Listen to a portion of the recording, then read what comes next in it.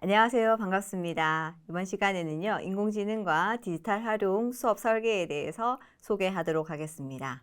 반갑습니다. 저는 오늘 강의를 맡게 된 대구국제고등학교 음악교사 정미애라고 합니다.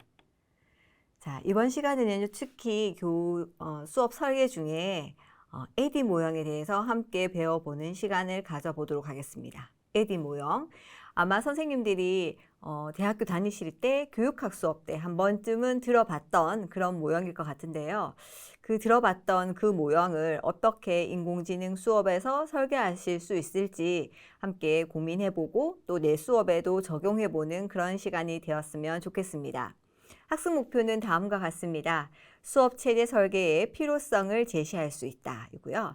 에디 모형을 설명할 수 있었으면 좋겠습니다. 또한 에디 모형을 활용하여 인공지능 활용 수업을 설계할 수 있다를 학습 목표로 잡아보았습니다. 그에 따른 학습 내용은 다음과 같습니다. 수업 체제 설계, 에디 모형의 개념, 에디 모형을 활용한 수업의 예시를 함께 살펴보는 시간을 가져보도록 하겠습니다. 자, 그렇다면 수업 체제의 설계가 왜 필요한지 그 수업 체제 설계의 필요성을 함께 살펴보도록 하겠습니다. 너무나 선생님들이 잘하고 계시겠지만 교사가 학생에게 무엇을 어떻게 가르쳐야 하는가는 매우 중요한 일이라고 볼 수 있습니다. 그냥 가르치는 게 아니고 무엇을 어떻게 가르쳐야 하는 것은 참 중요한 일이죠. 이를 위해서 학생의 학습 활동을 사전에 계획하고 학습의 효과성을 높이기 위한 또한 그 효율성을 높이기 위해서는 수업 체제 설계가 필요합니다. 질 높은 교육의 필요성을 강조하고 있으며 이는 학생에게 만족과 또한 감동을 이끌어나는 교육으로 연결지을 수 있을 것입니다. 학교 현장에서는요, 적절한 자율성과 창의성, 또한 학생의 동기 유발의 유지를 위해서 학생의 요구가 반영된 교육이 필요합니다. 선생님이 하고 싶은 대로 가르치고 싶은 대로 가르치는 것이 아니라 학생의 요구가 반영된 그런 수업에 대한 구상들과 설계가 필요하다는 것이죠. 이렇게 되다 보니까 이러한 수업 체제 설계는요, 최근에는 학교 교육뿐만 아니라 학교에 벗어나서 기업 교육까지도 이 교육을 강조하고 있는 그런 상황에 있습니다. 자, 그러면 우리가 수업 체제 설계의 구성은 어떤 것들이 있는지를 먼저 살펴봤으면 좋겠습니다. 자, 수업 체제 설계를 보시면요, 교수자의 입장과 또 학습자의 입장이 있을 것입니다. 교수자의 입장에서는 이것을 우리는 교수 설계라고 얘기를 하고요. 학습자의 입장에서는 학습 설계라고 이야기를 합니다. 교수자와 학습자 모두를 포함한 수업에 있어서 우리는 수업 설계가 필요합니다. 그러면 이제 계속해서 수업 체제, 수업 설계 이런 말을 하는데 그럼 이 수업 체제가 과연 무엇인가 그 개념부터 명확하게 좀 정리해 가는 것이 필요할 것 같습니다. 함께 보시겠습니다. 수업 체제라는 것은요, 수업의 과정, 그러니까 처음부터 끝까지 이 모든 과정을 체계적으로 설계하는 것을 수업 체제라고 합니다. 수업 체제요. 그럼 체제가 무엇인가? 되게 헷갈릴 수가 있는데요. 수업 체제라는 것은 기술적으로 상호 관련된 구성 요소의 집합체라고 보시면 됩니다. 기술적으로 상호 관련된 어떤 요소들이 있겠죠? 이것들을 다 합친 하나의 집합체라고 생각하시면 되겠습니다. 뭐가요? 체제가요. 그러면 이 체제를 구성하는 방식에는 두 가지가 있습니다. 바로 체제적 접근과 체계적 접근이 있습니다. 체제적 접근, 체계적 접근. 조금 헷갈릴 수 있을 것 같습니다. 말이 비슷비슷한 것 같은데 뭔가 다른 개념이라는 것들 선생님들 감이 오시죠? 그러면 체제적 접근과 체계적 접근 한번 보도록 하겠습니다. 자, 헷갈리는 개념 여기서 정리할게요. 체계적 접근이라는 것은요, 선생님이 생각했을 때 하나의 선이라고 이해를 하시면 좀 이해가 편하실 것 같습니다. 저는 그렇게 좀 이해를 했거든요. 체계적 접근은요, 단계적입니다. 이걸 하고 나면 그 다음 단계하고 그 다음 단계하고 그 다음 단계하고 이렇게 이어지는 과정을 의미하는 거죠. 즉 단계가 정해져 있기 때문에요, 순차적으로 진행이 됩니다. 그리고 직선적으로 설계를 합니다. 1번 했으면 2번을 해야 되고 그다음 3번 하고 4번 하고 이렇게 체계적이다. 네. 이 시스템은 참 체계적이다. 이런 말 하잖아요. 단계적으로 잘 정리가 된 것을 체계적 접근이라고 생각하시면 되겠고요. 반면에 체제적 접근은 비선형적입니다. 그 말은 무슨 말이냐 하면 하나의 단계로 쫙 이어지는 것이 아니라 이것이 왔다리 갔다리 이걸 했다가 다시 수정할 수도 있고 또 2단계를 하다가 또 2단계에서 고칠 수도 있고 이렇게 비선형적이고 비순차적입니다. 역동적이죠. 왜냐하면 한 번으로 쫙 이뤄지는 것이 아니라 또 변화를 일으킬 수 있고 또 수정해서 바꿀 수도 있고 상황에 따라서 이런 경우에서는 이 방법을 쓸 수도 있고 이 경우에서는 이 방법을 쓸 수도 있으니까 역동적입니다. 또한 상호작용적으로 설계하는 방식을 체제적 접근이라고 합니다. 그래서 체제적 접근, 체계적 접근 헷갈리셨다면 이번 시간을 통해서 한번 정리를 해보시기 바랍니다. 한 번 더 말씀을 드리면 체계적 접근은 단계적이고 순차적이고 직선적이다. 하지만 체제적 접근은 비선형적이고 비순차적이고 역동적이다. 그러면 수업에서는 이 두 가지가 다 필요합니다. 어떨 때는 단계별로 이루어져야 하는 경우가 있고요. 또 어떨 때는 학습자나 학습 내용에 따라서 조금 다르게 수업을 구성해야 할 때도 있기 때문에 이 두 가지 요소가 다 들어가게 됩니다.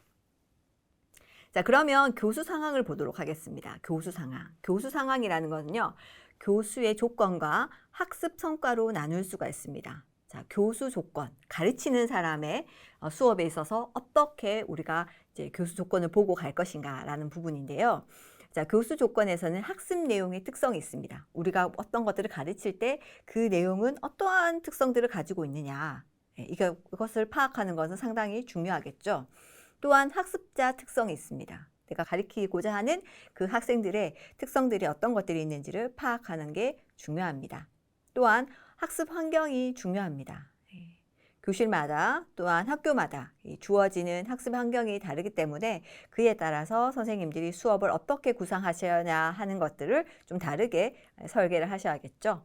또한 제한 조건들이 있습니다. 내가 이러한 수업을 하고 싶은데 우리 교실의 상황은 이런 것들이 지원되지 않는다라는 그런 경우가 있죠. 그럴 때는 그것을 대처할 수 있는 그런 방법들을 사용하셔야 하기 때문에 이런 제한 조건들도 교수 조건에서는 보셔야 되겠습니다. 자, 그 다음에 학습 성과입니다. 학습 성과는요, 수업에서 원하거나 요구하는 효과성, 효율성, 매력성을 포함합니다. 학습의 성과가 이러이러하다라고 볼 수 있는 것은 바로 수업을 했을 때 수업의 결과에서 이것들이 얼마나 효과적이었는지, 시간 대비, 노력 대비 얼마나 효율적으로 나타났는지, 또 학생들이 이 수업에 대해서 흥미를 느끼고 또 수업을 하고 싶어하는 그런 매력적인 수업으로 생각하는지 하는 매력성도 포함한다고 볼 수 있습니다. 자, 그러면 이렇게 표로 한번 정리를 해봤습니다. 네, 제가 이것을 표로 만든다고 고생을 많이 했거든요. 선생님들도 잘 한번 보시기 바랍니다. 자, 교수 설계. 제가 방금 말씀드린 것을 좀 정리해 봤습니다. 교수 설계는 교수 상황과 교수 방법으로 나눠집니다. 상황에는요, 교수 조건이 있고 학습 성과가 있습니다. 다시 교수 조건에는 가르쳐야 할 학습 내용에 대한 특성이 있고 학습자에 대해서 우리가 봐야 될 거고요. 학습 환경이 어떠한지도 봐야 됩니다. 또한 상황에 따라서 제한되는 부분들은 어떤 것들이 있는지 제한 조건도 함께 보셔야 됩니다. 학습의 성과는 이런 것들을 볼 수 있을 것 같습니다. 효과성을 볼 수도 있을 것 같고요. 효율성도 볼 수 있습니다. 매력성을 볼 수도 있습니다. 그래서 선생님들이 우리가 이 인공지능 수업 설계를 할 때 학습 성과로 어떤 것들을 봐야 하냐, 내가 연구 문제를 잡을 때 이런 것들을 보고 싶다 하시면 효과성이라든지 효율성이라든지 매력성이라든지 이런 부분을 한번 보셔도 충분히 이제 학습 성과를 볼 수 있다는 거죠. 자, 교수 방법입니다. 교수 방법에는 내가 가르쳐야 할 그 내용을 어떻게 조직하는가, 조직하는 조직 전략도 필요할 거고요. 또 이것을 어떻게 전달할 수 있을지 전달하는 방법에 대해서도 선생님들이 전략을 세워야 되겠고, 또 이러한 교수 내용들을 어떻게 관리하고 계속해서 학생들이 수업에 집중할 수 있도록 내가 원하는 수업 목표에 도달할 수 있도록 관리를 하냐 하는 관리 전략도 포함된다고 볼 수 있습니다. 그래서 이 큰 그림을 좀 살펴보시면 수업 체계가 어떤 식으로 구성이 되겠나, 교수 설계가 어떻게 구성이 되겠나 하는 것들을 아실 수 있을 것 같습니다. 자, 그러면 그 대표적인 모형으로 바로 에디 모형을 한번 보도록 하겠습니다. 수업 설계했을 때 에디 모형이 가장 좀 기본적이고 많은 논문에서도 이 수업 설계를 많이 사용하고 있고요. 가장 베이직한, 가장 기본적인 어떤 모형이기 때문에 먼저 선생님들에게 이 에디 모형에 대해서 소개해 드리도록 하겠습니다. 자, 에디 모형은요, 각각의 단계에 대표적인 첫 번째 이니셜을 따왔다고 생각하시면 됩니다. 분석, 설계, 개발, 실행, 평가 이렇게 단계가 총 5개의 단계로 구성되어 있습니다. 각각의 내용을 좀 보시면서 설명을 또 드리도록 하겠습니다. 자, 먼저 분석부터 볼까요? 분석에서는요, 어떤 단계를 거치냐 하면 요구 사정이 있고요. 수행 목표를 분석하고요. 학습자 분석이 이루어집니다. 직무와 과제를 분석합니다. 자, 그 다음 설계에서는요, 학습 목표, 교육 내용, 학습자 활동, 학습 전략, 매체, 어떤 도구를 사용할 것인가죠. 그 다음에 수업 시간이 어떻게 될 것인가, 각각의 단계별로 수업 시간을 어떻게 할 것인가, 이것을 추정할 수 있고, 또 그에 따른 평가 도구와 그에 따른 기준을 어떻게 결정할 것인가를 설계에 이루어집니다. 개발은요, 그러면 설계가 이루어졌다면 이것을 수행하기 위해서 도구를 개발하는 겁니다. 교재나 교수자용 매뉴얼이라든지 시청각 매체라든지 평가 도구를 개발하게 됩니다. 실행에서는요, 이제 직접 합니다. 수업을 실행을 하는 거고요. 평가에서는 형성평가와 총괄평가가 진행됩니다. 무슨 내용인지 잘 모르겠다 하시는 선생님들 혹시 계십니까? 제가 하나하나씩 한 번 더 설명을 드려보도록 하겠습니다. 자, 먼저 분석입니다. 분석. 감이 오시죠? 분석. 분석은요, 학습의 문제점이나, 여기서의 내가 수업을 할 때 아니면 이 환경에서 아니면 이 학생에서 어떤 문제점이 있을 거 아니에요? 그래서 이 학습의 문제점이나 학습의 상황을 분석하고 찾아내어서 무슨 내용을 어떻게 가르쳐야 할 것인가에 대해서 결정하는 단계입니다. 무엇을 어떻게 가르칠 것인가, 이것을 결정하는 단계를 분석이라고 합니다. 자, 분석에는요, 요구 사정과 수행 목표, 수행 문제를 분석하고 학습자를 분석하고 직무 및 과제 분석하는 분석 활동이 필요합니다. 자, 그러면 여기서 요구라는 말이 있습니다. 요구가 무엇일까요? 요구사항, 요구사항이 있어. 뭐 이런 말을 많이 하죠. 여기서 요구라는 것은요, 최적의 수행과 실제 수행 간의 불일치를 의미하며 요구의 차이를 확인하여 순위를 나열한 후에 차이를 줄이거나 없애는 과정이 필요하다라고 정의를 할 수 있습니다. 쉽게 좀 얘기를 드려볼까요? 요구는 뭐냐면 선생님이 생각하는 어떤 단계가 있어요. 학생이 만약에 예를 들어서 2자릿수의 덧셈을 할 수 있는 단계가 되었으면 좋겠어요. 이게 최적의 수행 목표입니다. 이 정도는 학생들이 2자릿수의 덧셈을 할 수 있었으면 좋겠다, 이렇게 생각을 하시는데, 학생은 실제로 보니까 뭐 초등학교 1학년이라고 생각합시다. 한 자릿수도 제대로 덧셈을 못하는 거예요. 그래서 한 자릿수도 덧셈을 못하는 학생의 그 수준이 있고, 선생님은 2자릿수의 덧셈까지 해야 하는 수행 목표가 있고, 요 사이에 이 간격, 이 차이, 이것을 우리가 파악을 하고 그 순위를 어떤 단계를 통해서 학생이 학습을 이루어져야 할지 그런 것들을 나열하고 그 차이를 메꿔 나가는, 그 차이를 없애는 과정을 요구라고 생각하시면 되겠습니다. 이해가 가실까요? 네, 그래서 이런 것을 요구라고 말합니다. 그래서 이러한 요구를 잘 분석을 해야 할 거고요. 다음은 이제 학습자 분석입니다. 우리가 가르쳐야 하는 학습자에 대해서도 상당히 우리가 그 학생이 어떤 선수지식, 출발점 행동이라고 하죠. 그런 선수지식을 가지고 있는지, 또는 물리적인 환경, 또는 그 학생의 심리적인 상태는 어떠한지, 이런 것들도 함께 우리가 분석을 하는 것이 필요합니다. 직무 및 과제 분석은요, 학습자가 이미 학습을 하고 경험을 했거나 담당하고 있는 직무나 역할을 사전에 파악해서 직무와 과제에 맞게 수업을 잘 맞게 처방하는 것을 직무 및 과제 분석이라고 할 수 있습니다. 자, 설계입니다. 설계는요, 이제 정말 이런 분석의 과정을 거쳐서 학생의 수준도 파악했고요. 수준이 어떠한가, 또 이런 어떤 것들을 가르쳐야 할 것인가, 이렇게 다 설정이 되었다면 그를 바탕으로 구체적으로 설계하는 과정을 거칩니다. 그 내용을 보시면 달성해야 할 학습 목표, 그 다음에 교육의 내용, 학습자 활동, 교수 매체 전략, 이런 것들을 결정하고요. 적정한 수업이 어느 정도일지에 대해서 추정을 해야 합니다. 그리고 평가 도구와 기준도 마련해 주셔야 합니다. 자, 개발에서는요, 이렇게 우리가 설계를 마친 후에 어떤 설계도가 있을 거 아니에요? 그림이 있을 겁니다. 오늘 지도안을 이 전 시간에 이미 설계 단계에서 다 구성을 합니다. 이렇게 설계도, 지도안을 기초로 하여서 그에 맞게 교재를, 교사용 매뉴얼을, 매체를, 그 다음에 각각의 평가 도구를 실제 만들고 개발하는 과정이 바로 개발이라고 생각하시면 되겠습니다. 실행은요, 이 개발 단계에서 만들어진 도구나 개발된 코스를 실제 학습하는 대상자에게 학습하게 하는 그런 단계를 실행이라고 합니다.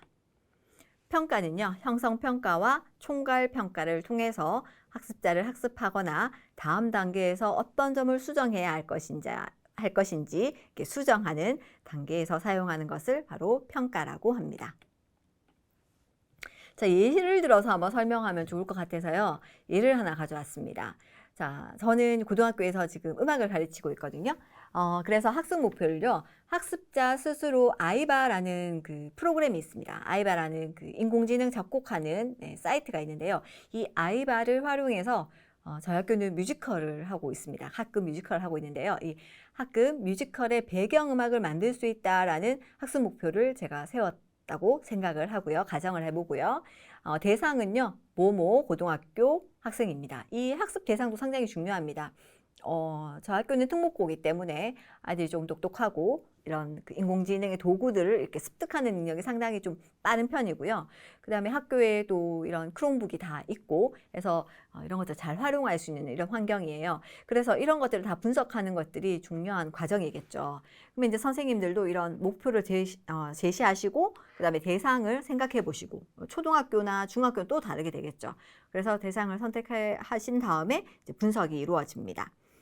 분석에는 우리가 요구 분석이 있었고, 환경 분석이 있고, 학습자 분석, 과제 분석이 있었죠.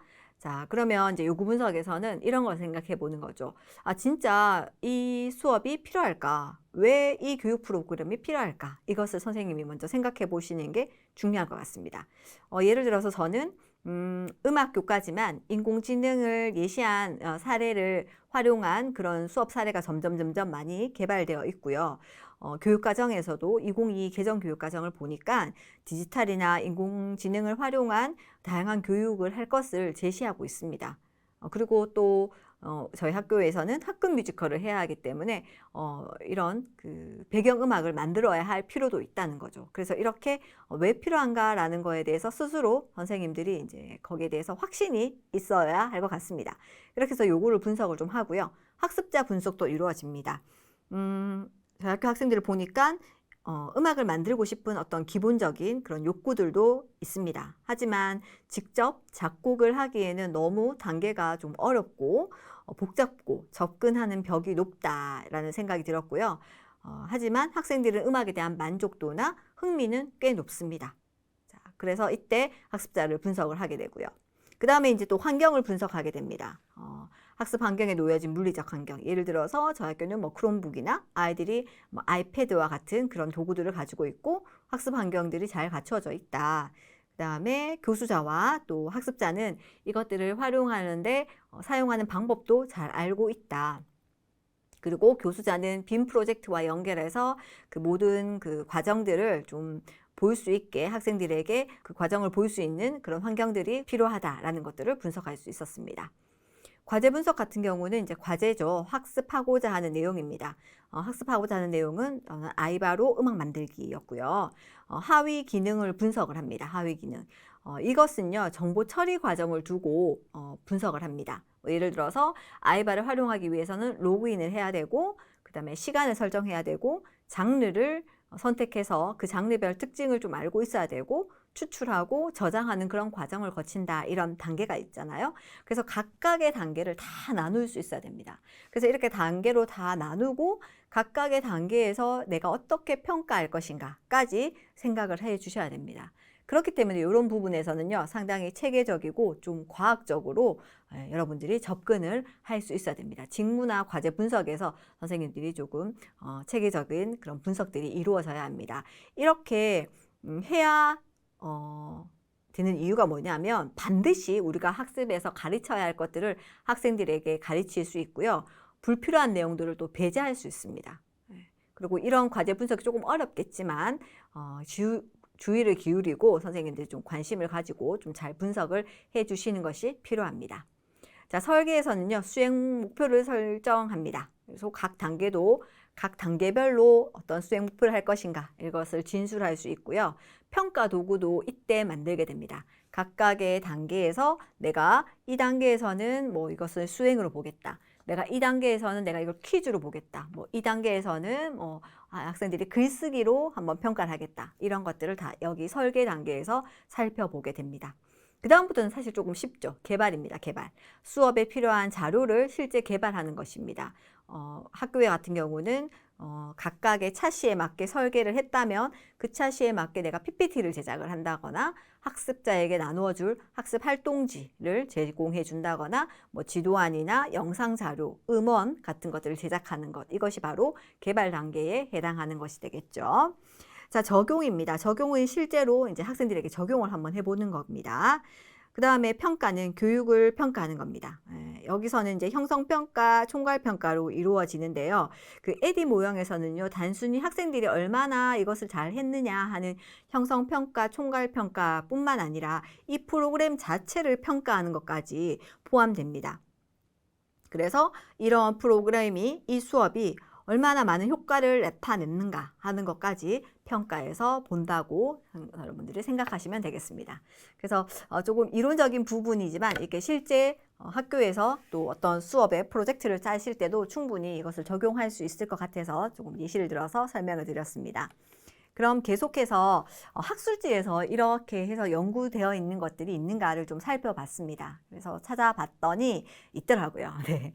초중등 학생을 위한 인공지능 윤리 교육 프로그램 개발 및 적용이라는 제목을 둔 학술지가 있어서 하나 가지고 왔습니다. 여기서는 이제 인공지능 교육 프로그램 개발 및 적용하는 그런 제목을 가지고 있습니다. 내용을 보시면 국문 초록 중에 에디 모형을 기반으로 초중등 학생의 인공지능 윤리교육 프로그램을 개발하고 이를 적용하여 효과성을 검증하는 그런 연구입니다.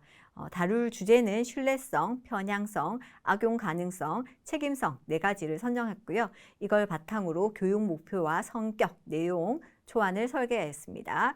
이후에 이렇게 개발된 초안은 바로 적용하는 것이 아니라 파일럿을 적용해서 시사점을 도출하고 전문가 평가가 이루어졌습니다.